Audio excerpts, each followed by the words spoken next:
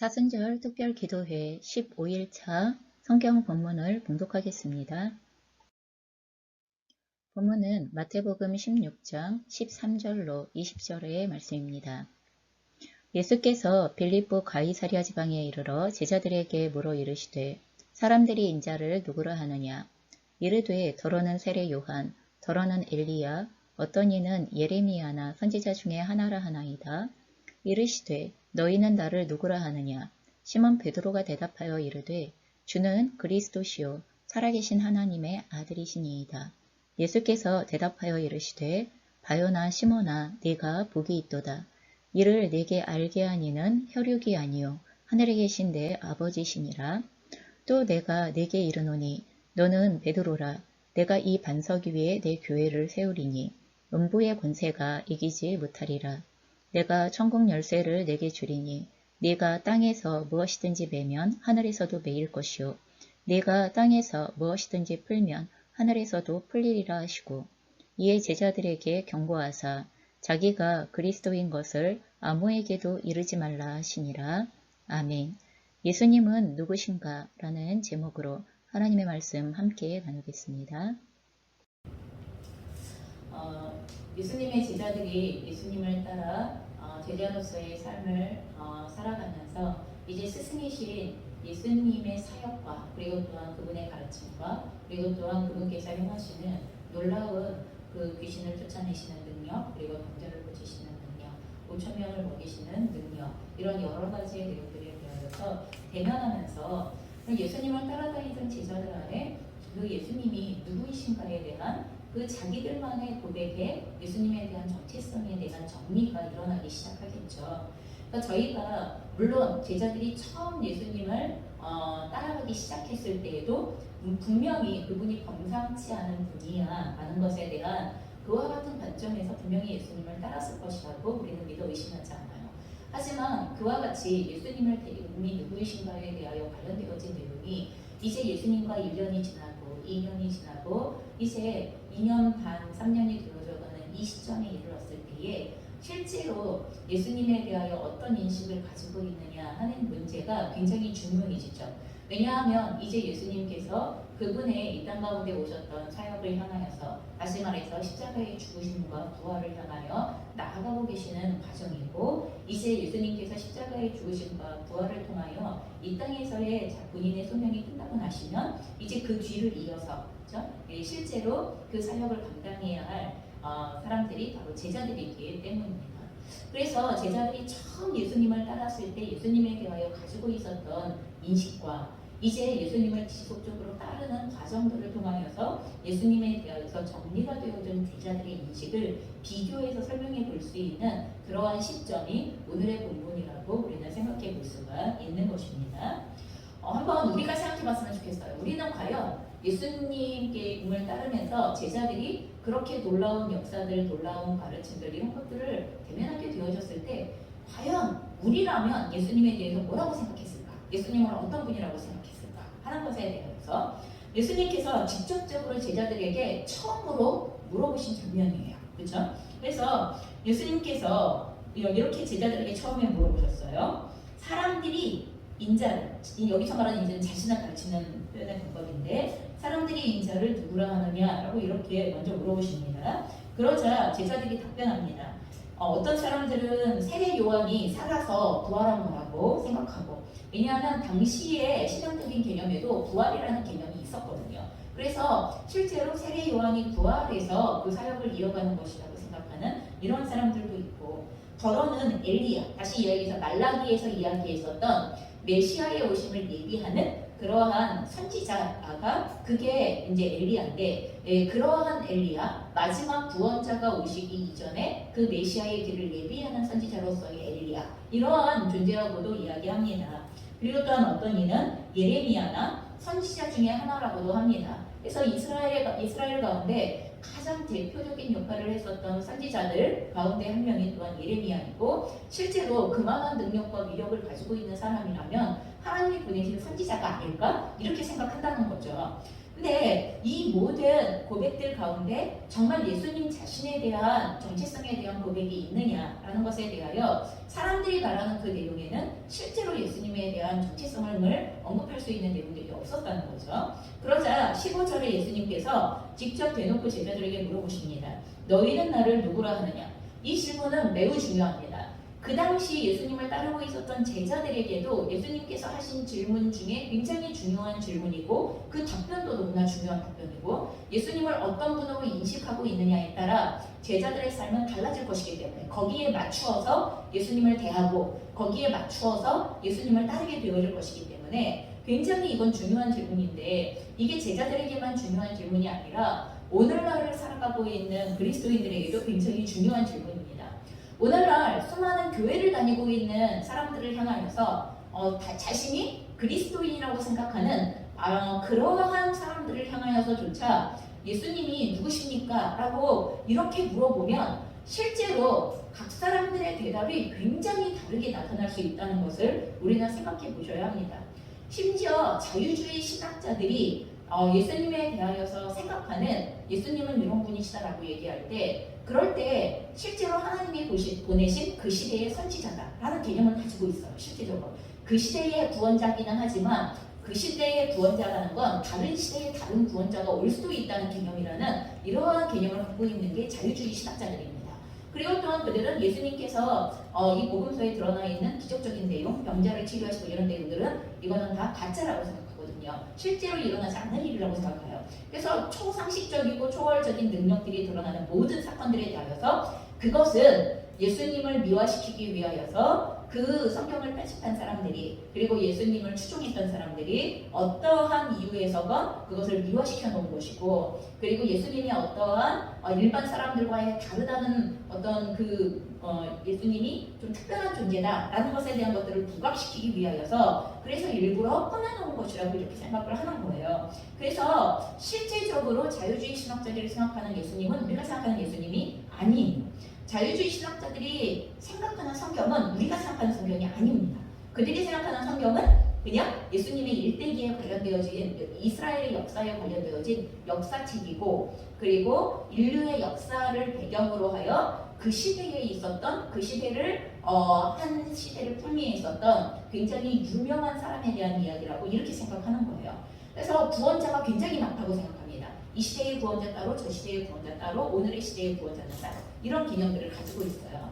그런 것처럼 많은 교회를 다니시는 그리스도인들이 스스로를 그리스도인이라고 말하지만 예수님에 대한 어떤 고백을 가지고 있느냐에 따라 그들의 삶 속에서 하나님과의 관계는 굉장히 달라지게 되어지고 그리고 그 예수님에 대한 고백이 달라지는 것만큼 신앙의 형태도 달라지고 그리고 교회의 목적도 달라지고 그리고 자신들의 예수를 믿는 목적도 달라지는 이러한 모습이 오늘날에도 굉장히 여러 스펙트럼 가운데 나타나고 있다는 것을 기억해야 됩니다.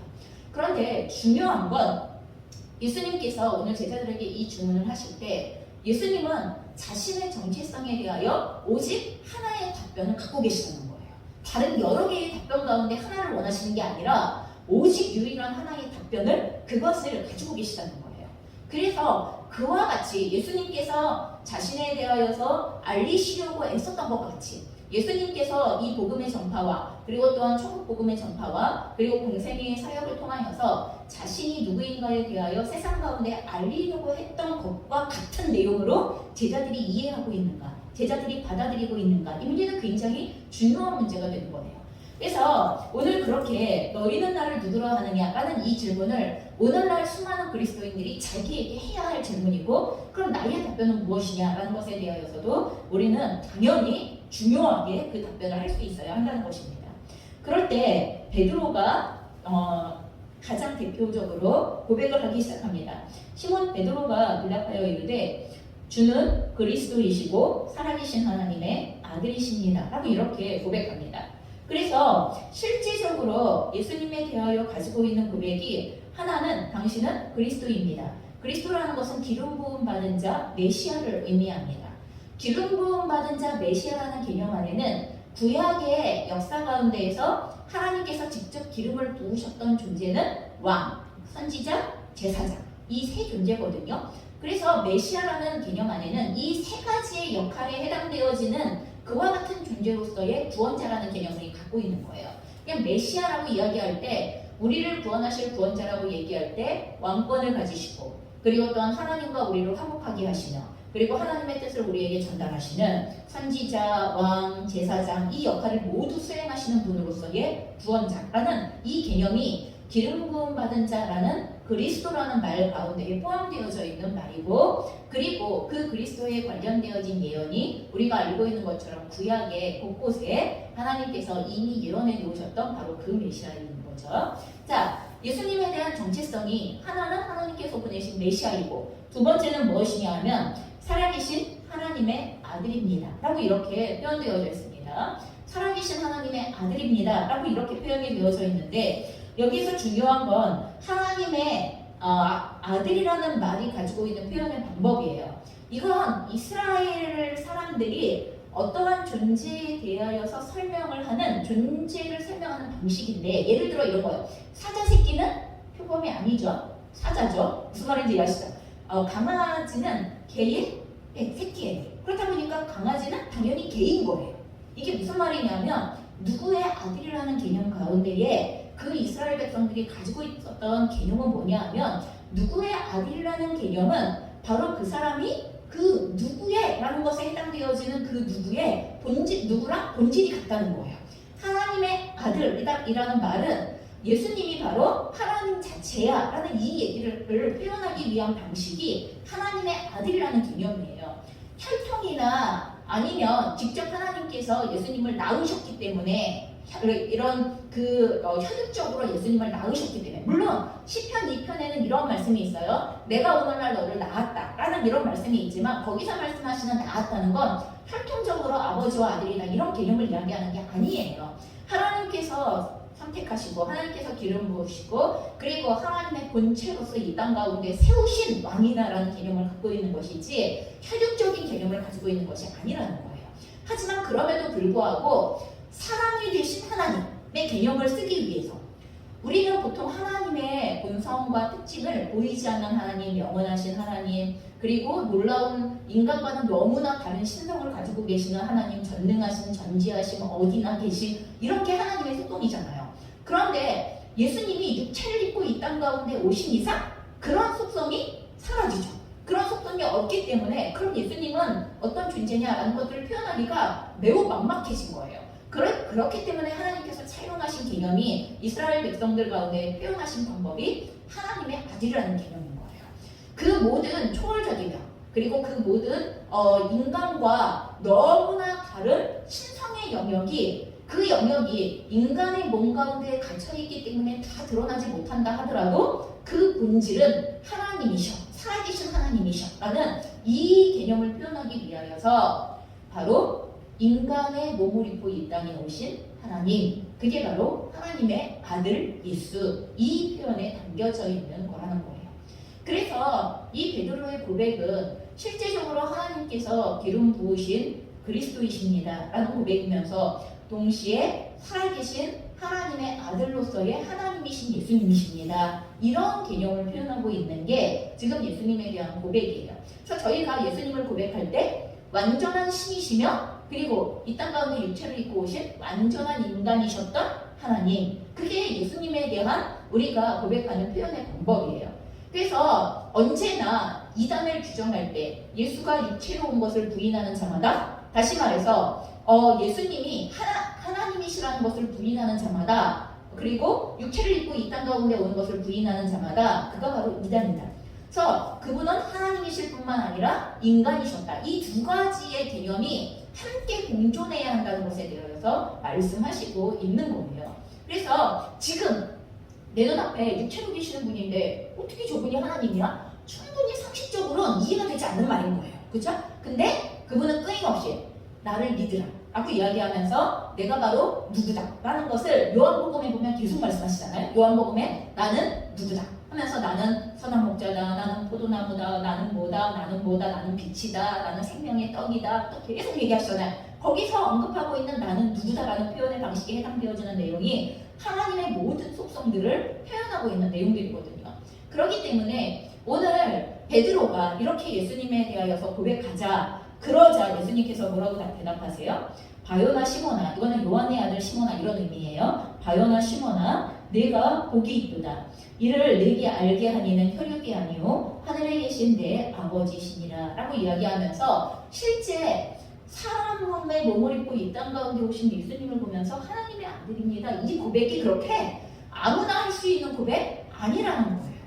이것을 이런 고백을 할 수 있게 하신 예수님이 누구이신가에 대하여 알 수 있게 하신 분이 바로 하나님이시다. 네가 스스로 알 수 있는 내용들이 아니다. 하나님께서 조명해 주신 거고 알려주신 하나님의 계시를 받은 내용이다 하는 것들에 대하여서 말씀하시고 있는 그러한 내용입니다. 실제로 베드로의 본래의 이름은 시몬이었어요. 그런데 실제로 오늘 이 사건 이후로 예수님께서 시몬을 베드로, 반석이라고 부르시면서 그때부터 시몬은 베드로라는 이름이 생기게 되어지는 거예요.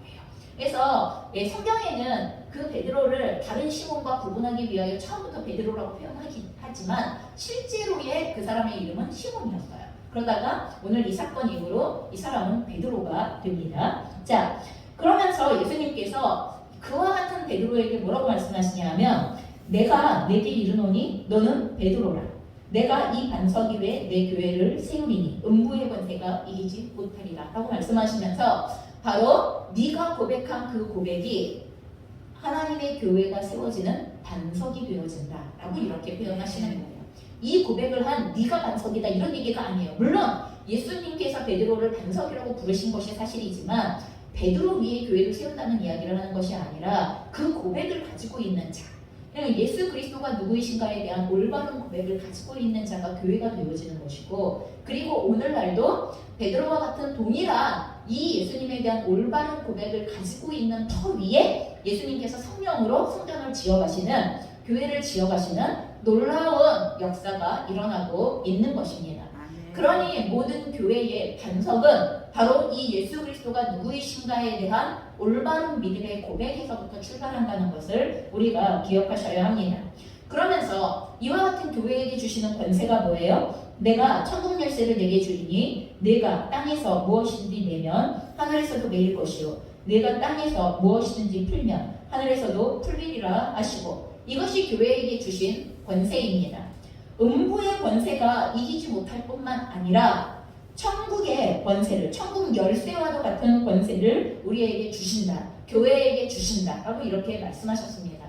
우리는 교회가 겉으로 드러나 보이는 여러 가지 무력하고, 그리고 또한 부족하고, 그리고 또한 혼합되어져 있고, 그리고 실제로 너무나 그 안에는 죄인과 그리고 또한 진짜 구원받은 사람들이 섞여 있기 때문에 우리가 교회라고 생각할 때 굉장히 본질적인 것을 벗어난 외형적으로 드러난 어떠한 무기력한 모습들, 아니면 실제로 잘못되어져 있는 모습들, 이런 것들을 생각할 때 교회가 무슨 힘이 있어 이렇게 생각할 때가 되게 많지만, 우리가 잘 생각해 보세요. 기독교의 역사 가운데에서 진짜로 예수를 그리스도이며 살아계신 하나님으로 믿었던 사람들, 진짜로 믿었던 사람들이 얼마나 어마어마한 위력을 가지고 있는 힘을 가지고 세상을 바꿔내고 세상을 무서워하지 않고, 그리고 그들의 삶의 내용들을 하나님의 뜻 가운데서 살았던 사람들인지, 우리가 하나님의 뜻대로 이 세상을 산다는 건 그것은 어마무시한 능력을 가지지 않으면 절대로 되어지지 않는 것입니다.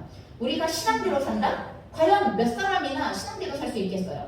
근데 올바른 신앙의 고백을 가지고 있다면 그 올바른 신앙의 고백을 갖고 있는 것만큼 우리는 반드시 올바른 신앙의 내용으로서의 세상을 이기는 믿음, 다시 말하여서 천국 열쇠를 사용할 수 있는 믿음으로서의 세상에 굴하지 않고, 세상에 굴복되어지지 않고, 세상에 오염되어지지 않고, 오늘 여기에서 우리에게 주신 삶 속에서 하나님이 원하시는 천국 백성의 삶을 살아갈 수가 있게 되는 거죠. 이걸 두려워하지 않는 거예요. 그걸 위하여 치러야 할 것들을 두려워하지 않고, 그것을 위하여서 감당해야 할 대가들을 두려워하지 않고 그 대가를 치르면 우리가 오늘이라는 여기에서 천국 열쇠를 사용하는 그리스도인으로 살아가게 된다는 거예요. 기독교의 역사 속에는 그런 사람들이 수도 없이 있었습니다. 히브리서가 증거하는 것처럼 히브리서 11장에 믿음의 영웅들의 장이잖아요.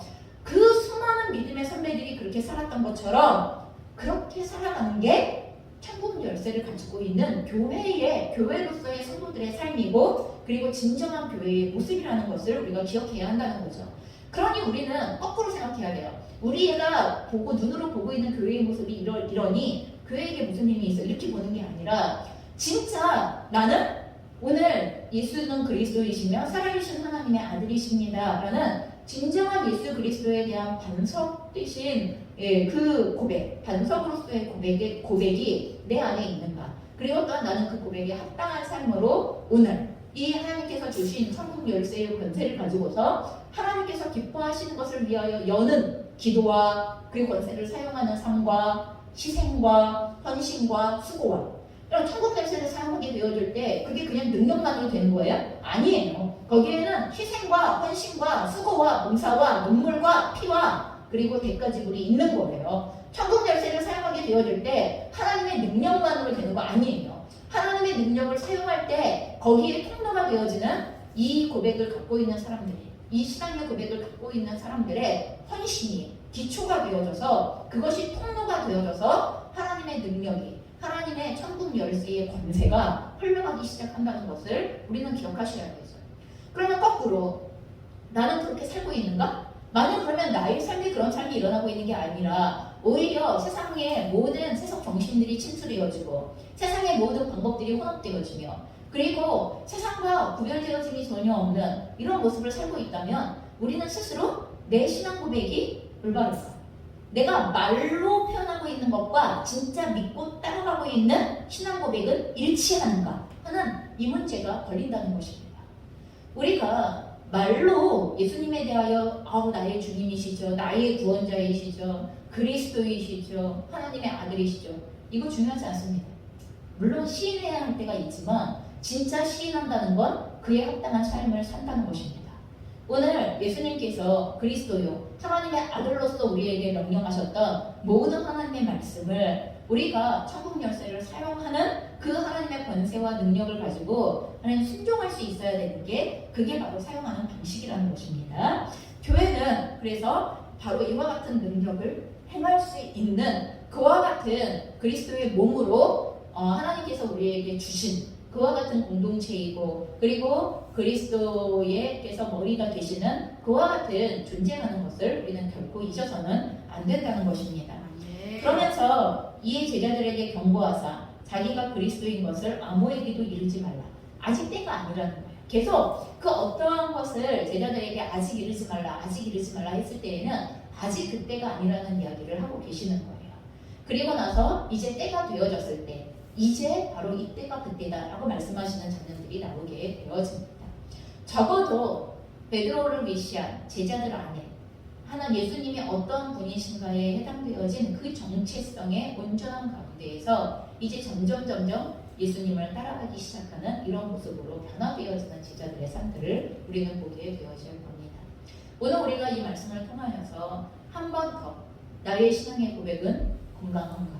그리고 또한 나는 내가 믿고 시인하고 고백하며 그리고 사람들 앞에서 인정하고 있는 그 예수 그리스도에 대한 믿음의 고백에 합당하게 나는 오늘 살아가고 있는가? 천국 열쇠를 사용하는 하나님의 백성답게 살아가고 있는가? 나는 교회로서 세워지고 있는가? 하는 것이 오늘 우리가 다시 한번 살펴보시면서 그렇게 거룩한 교회로 세워지는 우리가 되시기를 주님의 이름으로 축원합니다.